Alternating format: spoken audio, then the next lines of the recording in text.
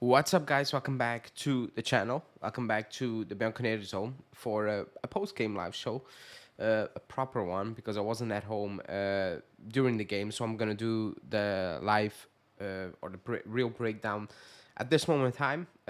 As always, or not as always, since 2 weeks, you can call in during a post game live show, so you can click the link or scan the QR code and I will bring you in and you can have your say. You don't need to be on camera. You can just speak. But we won in the end. We won. We beat Frosinone and well, it was. I don't need to tell you it was close to us not beating again a relegation side because it went down to the final, like literally final seconds before Rugani won us the game. Again, I'm gonna repeat what I said in pre-game because a lot of people saying that there's no improvement and yeah, you take the win. I've said at this moment in time, you know, with how many games are there left? 13, 12, 12 games, 13 games, I'm not sure anymore. One of the two left in the season and the Coppa Italia to play for. I said in my preview, just go back to old school Juve. And with old school Juve, I mean just the Juve of a couple of months ago, basically, where we don't look good to watch. However, we find a way to just win games, because that's the only way we are going to win the Coppa Italia or even make top four at this point, or like do not bring top four in any sort of danger. And I think even today, like we did it, but we were so lucky to win that game. It's not that Frosinone were peppering us. I think in the first half we really struggled holding them back, and the second half we dealt very well with them. Overall, because again they dropped energy, intensity, and they kind of ran out of energy. But the same issues they do remain. We struggle to break down teams. We really do. Defensively, we don't look good, which is weird because we have so many defensive-minded players on the pitch. And that second goal again was the first one was extremely poor. That second one was also poor to concede. And that's an issue because we can speak or we can talk or Allegri can talk about we need to get back to the right mindset and need to suffer again and all those things. We need something more at this moment in time because the players they feel deflated. It feels deflated if you're watching this team now play. It feels like there's no juice left in the tank. There's nothing. It feels like they're just going through the motion and are just looking at the end of the season, basically. A lot of these players look like they're just waiting before the season to just end. And I have the same vibe with Allegri as well at this moment in time. It just feels like get it over with so we can kind of do our own thing in the summer, whatever that might be. But that's the feeling I'm having at this moment in time. Why is this not working? Excuse me. Give me one sec. Okay. Should be working now. But yeah, that's kind of the feeling I'm having at this moment in time, And again, throughout those 90 minutes, I think nobody was shocked the way we played, how the game was unfolding. I think nobody was like when we were down 2-1, I was sitting there and I was like, I'm not even surprised. Like I'm not even shocked. When we went 1-0 up and I saw the approach we took. It was very conservative again, and it was just let's wait and see. I was like, are you kidding me? You're trying to beat a relegation side with the poorest defense. I think they won like I don't know 2 games and 9 or something. Roma, ripped into shreds last week, and we are sitting here taking the calm approach again. When you go off to a flying start, and that's what I always come back to when we can talk about qualities, but it's mindset. And actually, I don't want to talk about quality when we play sides like Frosinone. I don't want to talk about quality because it's pointless to have that conversation. Um, we have enough quality. We have more quality than Frosinone, Verona, Empoli, and Udinese. I think it was. So it cannot be that we be sitting here after these type of games, after these type of teams to say, you know what, we need more quality or the quality. We need more quality. I know that. But that cannot be the excuse for struggling against these sides. But again, today we really, really struggled. Like we got the win in the end, and maybe a lot of people are forgetting about the game. But overall, throughout 90 minutes, we really struggled. And I've said it so many times, when we are chasing a game or we need to win a game late or whatever, we look very, very all over the place. Even towards the end, like that Milik cameo was a joke. Like that Milik cameo was, he need to apologize for that cameo. Like that was shocking. Like I don't know what he was trying to do, but it was like, are you kidding me? You know, and I blame Milik because technically that was a poor substitution or like when he came in. But other than that, he had no idea where to go with the ball. Nor do a lot of players in this team. Hey, I wanted the Juve channel a lot of time, and this looked nice. Oh, thanks for joining. Um, but yeah, overall, again, today it was unwatchable. But I cannot go back on what I said. I said this is what it's gonna be until the end of the season. I'll take it. You know, if that's what's gonna get the job, quote unquote, done, it is what it is because nothing is gonna change. Like absolutely nothing is gonna change. You know, um, but yeah, the game in itself. I think the key points or like the key takeaways is obviously Vlahovic. He is single-handedly winning us games now, winning us games on a weekly basis ever since the new year, maybe before the new year as well with Frosinone. But he's just single-handedly winning us games. You know, that's what, like, he's a striker. He needs to score goals, and he's scoring goals. So we take that, and that's what that's his job. You know, that's his job. I think he has 10 goals in 9 games in 24 and 2 assists. That's a great streak. I still don't think we're creating enough chances. What changes, he is extremely clinical. Like he's actually putting away basically everything, you know, that was allowed to put away. No offsides things. But he's extremely clinical. Overall, like in the grand scheme of things, we don't create still like clear. When I talk about chances, and actually today was a good example in terms of what I mean by chances. That first goal, like the first goal we scored today, the first Vlahovic goal, that was a chance. When I talk about chances, those are chances. Post game, again, if you watch that game, you cannot come out of that game and you said, man, how many chances did we miss? There were like two opportunities that were not called back for offside or fouls, and people say, oh, you still need to score even if they're fouls and offside. Fine, but they're still not chances because you created them because being offside or making a foul. So they don't count. The chances we had, you know, the Yildiz one was a clear-cut chance, and you should be putting that away, period.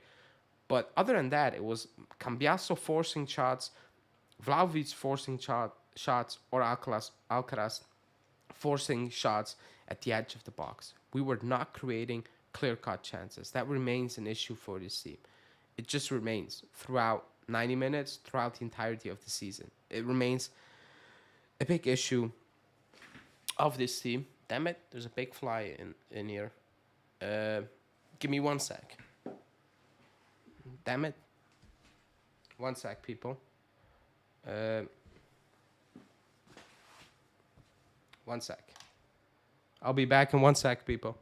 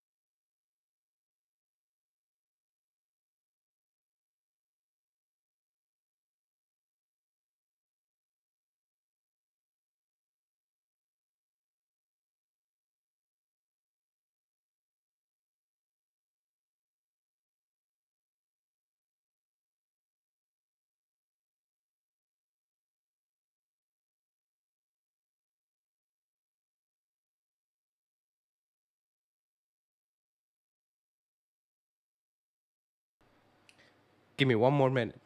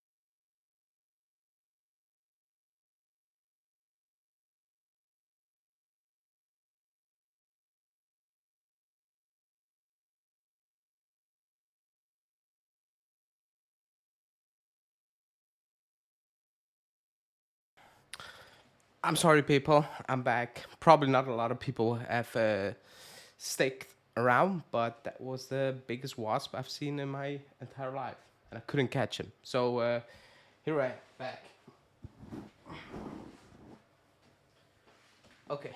Uh, what was I talking about? To be honest, I forgot what I was talking about. I completely forgot. I'm not sure what I was talking about before I left. What was it? I have no idea what I'm talking about. What I was talking about. I will pick up again. So the game itself, the first half. That was what I was going to. The first half was from our perspective. Like you start off that half at a very good pace. You know, the first 10 minutes, I was like, okay, we want to play, and you take the early lead, and you're like, okay, for once, you know, do not mess up. For once, actually go for it. You know, don't sit back, don't concede chances, let alone goals. And we concede a goal basically ASAP. And you can see this like when we concede goals, you know, this team, if the game plan of get 1-0 up or keep it close doesn't work well, and we need to chase games, and we need to come out of ourselves, we struggle. Weirdly enough, even worse at home, in my opinion. But that's another topic. Um, Vlahovic does what he needs to do. On McKennie, because he dislocated his shoulder, but apparently, according to Allegri, that happens often. So let's see if that's actually a worrying thing or something, you know, not to worry or not to worry about in the next couple of weeks or whatever you want to call it. So we need to discuss that as well later on. But overall, we do the same thing over and over again. You know, it's not that we do something completely different when we win games, and that's, in my opinion, a big issue. Um, However, on Vlahovic quickly, that was what I was saying. Like he's scoring at a higher rate. He's scoring at a very good rate. Not the chance creation that didn't really change if you look at the games. What changes? He's basically putting everything away that's coming his way, basically, and that's a big contrast to what's happening to Chiesa at this moment in time. And I want to talk about Chiesa in a bit, but somebody is calling in. Let me see. Hello, what's your name? It's me, Anas. Oh, I'm here again. yeah, no way. Doing a lot of the Collins. I know that. Yeah, no. You're on, by the way, so people can hear you. But what do you make of that game today? We won in the end, but it was a a typical win, I think. Yeah, it is the normal win as anytime. Like under Allegri, just getting on my nerves and my mental health. Like I still need that, and it's almost gone, especially after this game. Um, yeah, especially like in the first goal that we conceded. Like all the like if you notice all the defensive line is literally on the 6 yard box and they're not marking whoever scored the goal for Frosinone. I forgot his name now. I think it was And Khedira. even this Kidira or Shidira, I think it's pronounced I Shidira. don't know. Like I know that this was his first goal, non-penalty goal, since September. Wow. And the second goal, well, Allegri says Rabiot is injured, but then again, it's mostly due to Kostic's Yeah, it was uh, Kostic. defensive. I mean, even I think Allegri said that, He even the said that. presser after the game. Yeah, he said That that. Kostic, yeah. So yeah, it's two silly goals. Thank God Vlahovic scored like after 3 or how many minutes was it after It was a the? couple of minutes ago, babe, and we needed that Yeah, because it, I mean, yeah, we definitely needed that, and it's Vlahovic finishing, so his finishing is better now. He's really helping Allegri at the moment and he's getting us the points. You know, even he assisted Rogani's goal. yeah, he did. He did. Uh, Funnily yeah, enough, 2 goals and 1 assist, and post game, I saw people talking about his touches, and I'm like what? I'm not sure what you want from Vlahovic. Like, do you want him to be all around footballer and scoring goals? Because okay, you can want that. Like I said, everybody has his own opinion, but he's scoring goals. Like from like if I have a real number 9, and he is a classic number 9 in my opinion, I want goals. Like I just need goals from him. Most like that's the thing I'm asking. Like if you have a number, quote unquote number like a Boniface, I'm just putting it out there because everybody likes Boniface. He needs to be good on the ball. He is, by the way, but he's not a natural born finisher. So like if you want something different, then we need to move away from the quote unquote number nine, in my opinion, because people like Haaland, he's not great on the ball either. Like he's not fantastic. He's not fantastic on the ball, but he gets goals, a lot of goals. So everybody was like, okay. But again, that's different opinions. But after that game, you cannot come out and talk about Vlahovic. That's crazy because at that point, if Vlahovic is still a topic, then he's never gonna please you. I think like he did what he had to do. He scored the goals, and that's it. Yeah, exactly. I mean, he's a natural born nine, so his uh, I mean, his objective on the pitch is just to score goals. Like I know what people want from more from him. Like if they want Milik, then Milik is more of the type that people ask for. But then again, his quality is it's not talk about, The especially like you said, his cameo today. that cameo, that's like I don't know what was it, 5 minutes maybe. That's Hall of Shame worthy. That was like that was 5 minutes, and you can make an entire 5 minutes blooper reel. I'm not sure what he was on about. Like I'm not sure, and actually, I cannot believe that I needed to come on this channel and actually say so many times he's not a better player than Vlahovic, and I needed to say that not because and people say, oh, you shouldn't even compare him. So that's the point. I'm like, no, I'm saying this because if you compare the two players, you're disrespecting Vlahovic. Like that's the only thing, only manner I said.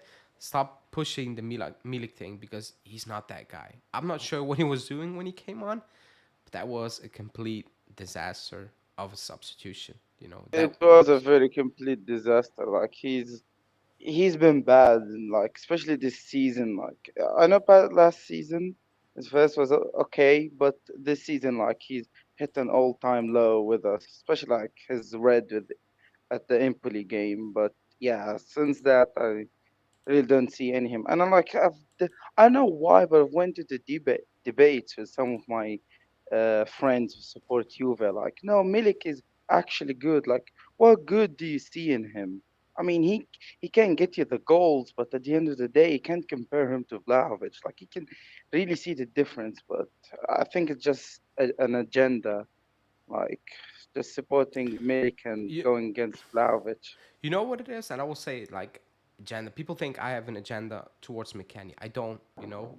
If people actually watch this channel, I praise him a lot this season. I just said he has one big deficiency, and so Allegri said so at the start of the season as well. Like, he said so. And I'm like, I like what McKennie like. I rate the work rate and whatever. I just like McKennie closer to goal, you know, because Yeah, that's yeah, where we can yeah. do a lot of damage. If I need to watch McKennie build up play, it's a waste. It's a waste for us, and it's a waste for himself as well, you know, because again he keeps it clean, but it's not enough. If you have him close to goal, I enjoy watching McKennie. I do. Like today under Pirlo, I enjoy watching McKennie. I'm not gonna lie because he knows Yeah, I where to remember be. that. He feels it. I remember when the channel first started. I said he reminds me a bit of Khedira and a bit of Marquisio because he knows how to pop up in the box in certain moments, you know? So I praise McKennie a lot. Do I have an agenda? No, I have a standard. I like what I see from McKennie in around the box. I completely dislike what I've seen away from it. You know, that's what I said. I think people have it with Vlahovic as well. Only it goes to an extreme level when they're like, even when he pops up and scored 3 goals, 2 goals, they're still not open to praise him or give him credit, basically. And at one point, you know, you're like, okay, even if you do not like a player, there's still you can still do not like a player, but still give him credit when it's needed. You know, and I think that's the issue with the Vlahovic one. But he's like the last 2 months, like somebody said he's saving Allegri's job, and I'm not sure if that's really the case because they're not. He's not in danger to getting sacked mid-season, but he's actually winning us games on his own at this moment in time. Yeah, I guess his back is almost broken uh, from carrying us. Really, I really love the player, but yeah, I'm not like fully attached to him. But at least he's saving us every The game now and then. the big Especially with the next schedule, like it's gonna be very it, hard. it's So it's crazy. we need Next to schedule is we need crazy. him to be on his A level. Like. Yeah, for his sure. full potential. Otherwise, I don't know what to say for the next games. For sure. For sure. The other topic I want to talk about is Chiesa. Um, because I think it was He was poor today. he was poor today. He was poor today. But if I told you he had 4 touches after 20 minutes, who do I need to blame for that? Who do I need to blame for him not getting involved? And actually, nobody on the left hand side, to be honest. You know, actually nobody. Um, do I need to blame Chiesa for that? Like, he looks frustrated on there. I think it's very obvious. But I, do I need to say Chiesa's crap, or is that going too far? Because that's the narrative out there now. Oh, he's not good enough at all. Just move him on. That's the narrative that has been created. Do you think he's just not good enough? Move him on. No, no, no. Like he isn't crap or anything. Like he's not world class, No, I agree. obviously, but he is a top player. Like I would agree.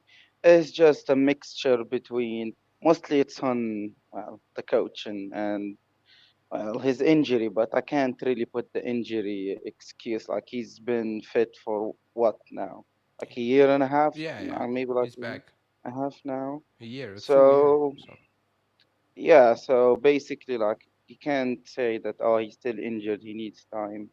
Maybe like his latest injury, but then again, like when Yildiz came on, it was still the same you uh you said bonus. that, Yildiz. So I yeah, said that as well, and people took it out of context, saying, "Oh, I said it still looks average. It's still like I said no. Yildiz comes on and he's struggling. And that was not a shot towards Yildiz. I think people go like I didn't say Yildiz was crap. I said he was struggling because it looked forced. It looked confused out there. You know, down the middle, running into his own people. It didn't look natural. That's what I was all like. I was not saying, oh, he's not playing good. I've defended Yildiz so many times because people say, oh, you want to see a goal and assist every single week.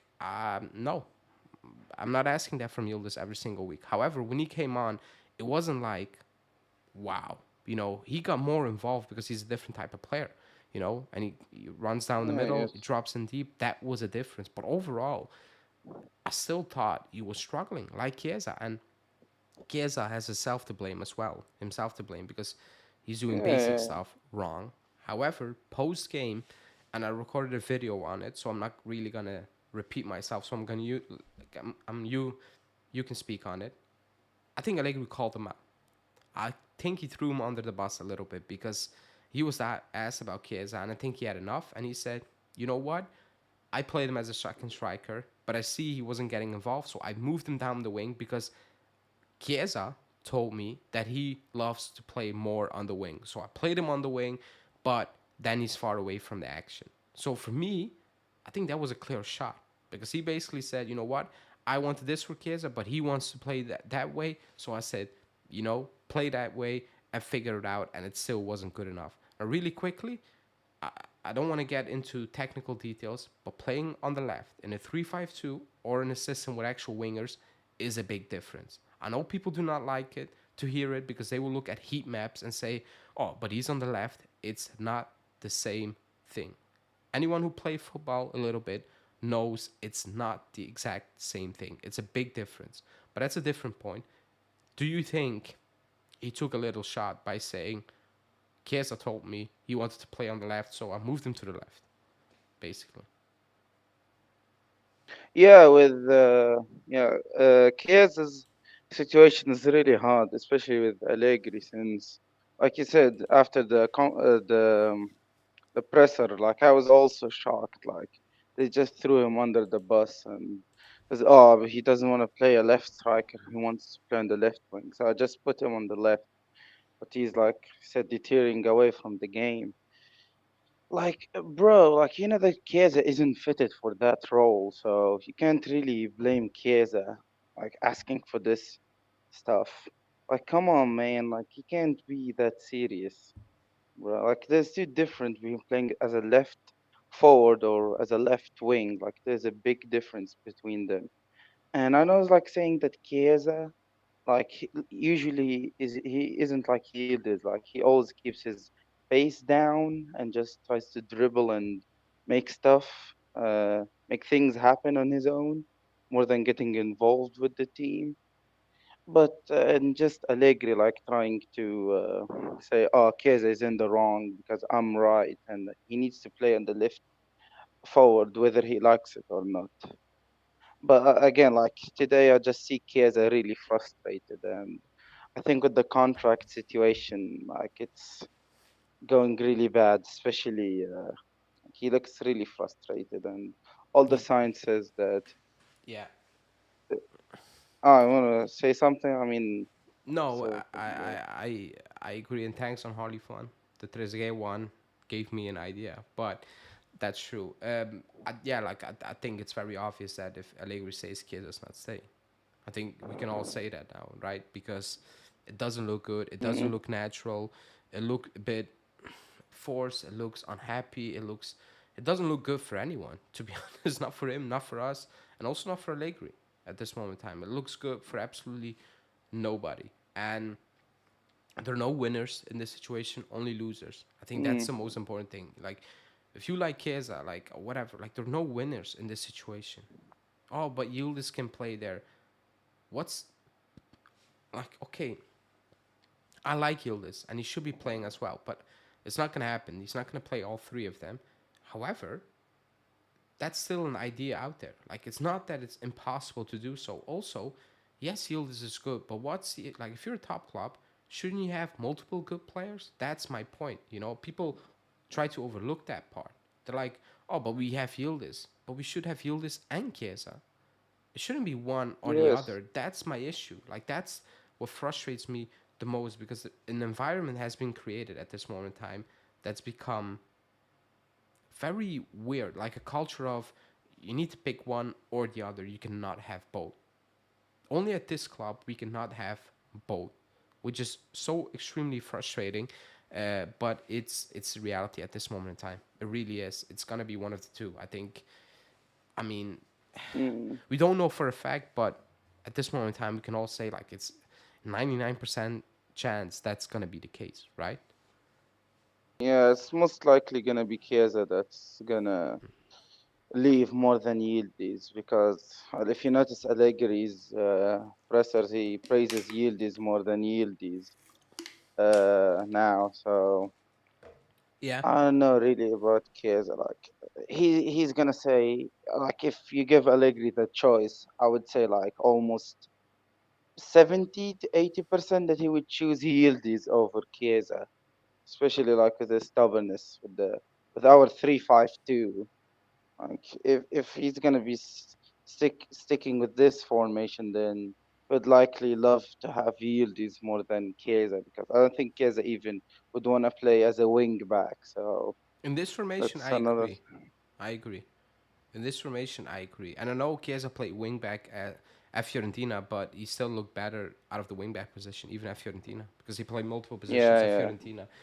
Outside of the wingback position, he looked more dangerous. And he did so for us, he did so for Italy. So that's just what it is. Dan is saying, do you believe Giuntoli's words about Allegri? No. I know a lot of people are going crazy, but he added, "We will talk about it in due time." And then he said he was asked, "Is that now?" And he said, "In due time." He's not coming on. Post Frosinone is gonna say, "We will talk about Allegri's future and then the season. Nothing is set in stone." He's not gonna do that.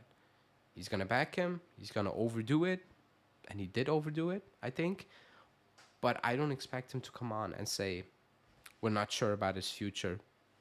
5 minutes ahead of kickoff. It's just not gonna happen.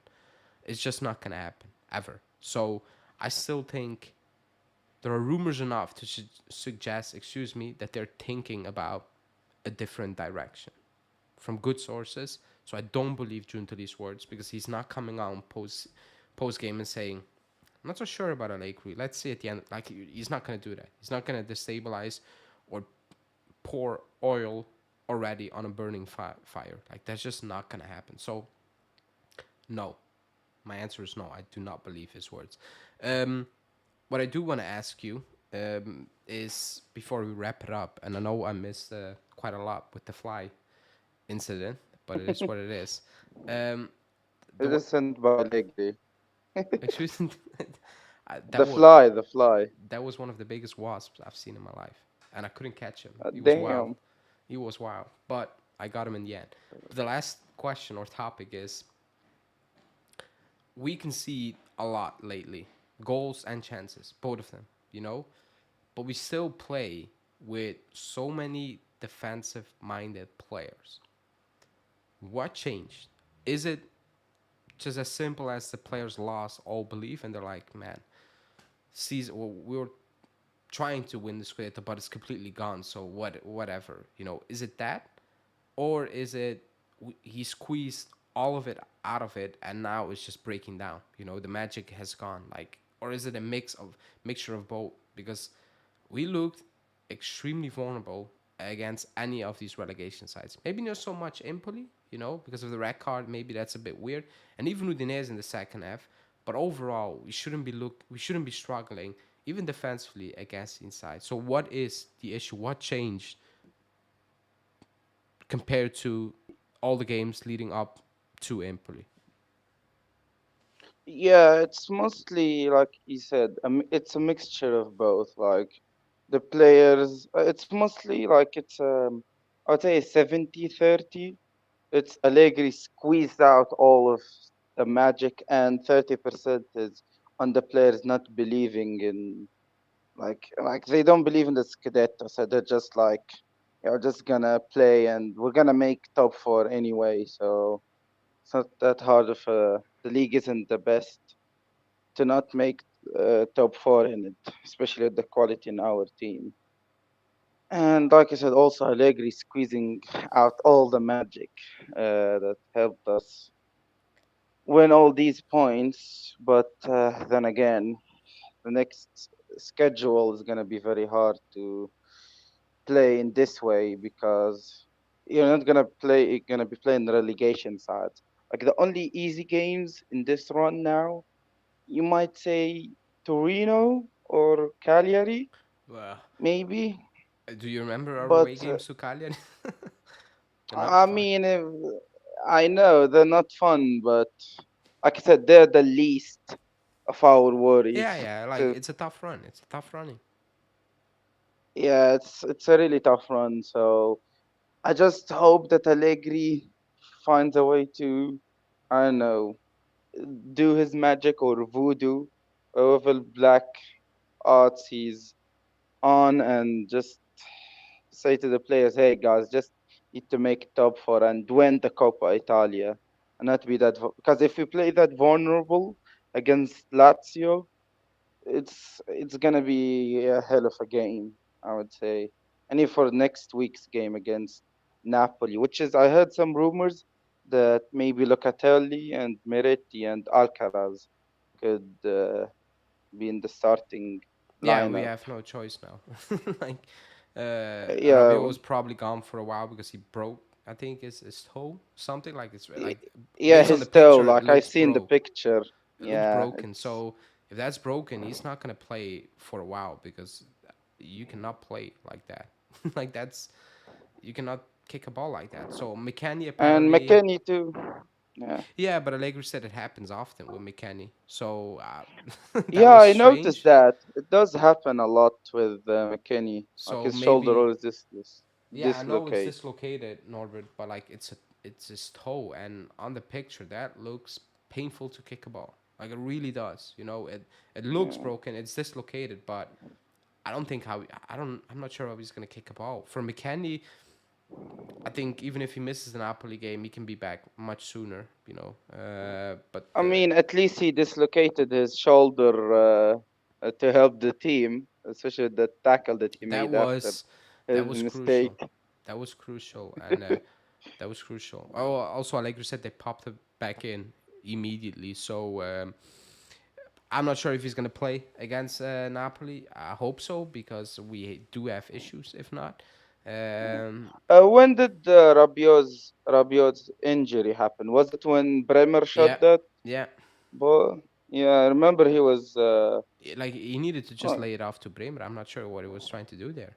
Like he saw it coming before uh, Bremer, so very strange, all of it. But yeah, injuries.